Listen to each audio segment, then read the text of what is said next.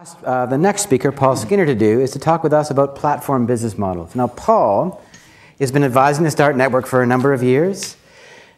He has a number of companies, and essentially the way I like to think about what you do during your day job, Paul, is you help organizations and companies move from analog to digital.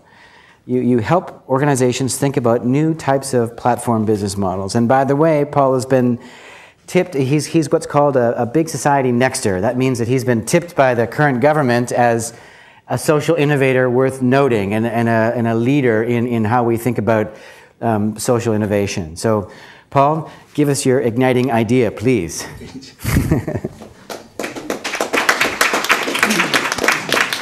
Well, thank you very much, Sean, for that disproportionately kind introduction, as everybody's about to discover shortly for themselves. When talking to groups from NGOs, I usually introduce myself as an outsider to the sector, though as I was thinking about this just now, I've done that so many times that I'm starting to feel more like a stalker than an outsider. But nevertheless, it can be useful for any organization or indeed sector to step back for a moment and to see itself from an external perspective.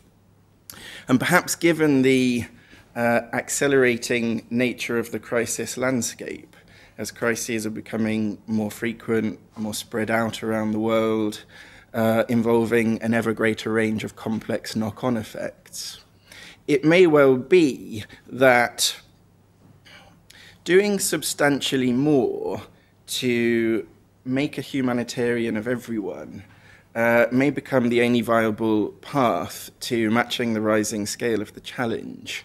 So my particular perspective on the NGO of the future would be to suggest that for an outsider, whereas the NGO of the past may have been something that you might have chosen to support, probably in quite passive ways, because of the great work that they do. Increasingly, by contrast, I'd suggest that the NGO of the future is likely to be something that you'll turn to because they can help you to actively achieve something worthwhile yourself. Now, I think it was William Gibson who famously said that the future is here, it's just not evenly distributed. Well, if I'm right, it's likely quite thickly distributed across the range of organizations created by and led by the other speakers this evening. And a couple of really obvious questions spring to mind. Firstly, what more can the sector do to encourage that kind of approach and take it further? But secondly, how can it harness the participatory spirit underlying some of these organizations and use that to reimagine some of its own core institutions and working practices? Now, I've been on somewhat a parallel transition myself, albeit at a human scale of one and in an adjacent space. As a marketer, I've often enjoyed offering my marketing skills to causes that I believe in. But I started to notice that most of my opportunities to do that had come about in somewhat random ways. So I began to wonder if I might make a more useful contribution by instead creating a collaborative platform to make that kind of opportunity systematically available to any marketer or marketing team. Now, Pimp My Cause, the social venture that I launched as a result of that thought process, now brings together the marketing profession across the UK and beyond in supporting just over 1,000 charities and social enterprises with access to pro bono marketing services. So that's involved working with hundreds of independent individual marketers and many of the country's top professional organizations, agencies and brands in supporting primarily small and medium-sized charities with business advice, strategic marketing planning, campaigns, websites, apps and films that otherwise they wouldn't have been able to afford. I think Pimp My Cause has generated just over £15 million worth of social value creation, which, while still a tiny voluntary initiative, is nevertheless orders of magnitude greater than anything that I could have achieved by continuing to work alone.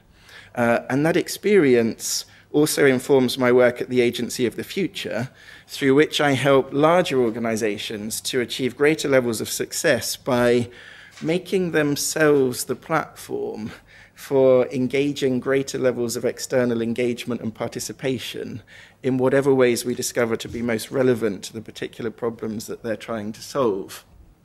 Now, as the humanitarian sector becomes ever more collaborative and I hope outward-looking, I believe we'll see a further transition towards more diverse business models for NGOs, with better NGOs playing innovative new roles in convening, coordinating, catalyzing particular types of crisis prevention and response activity that reach way beyond anything that we would usually think of as the humanitarian sector.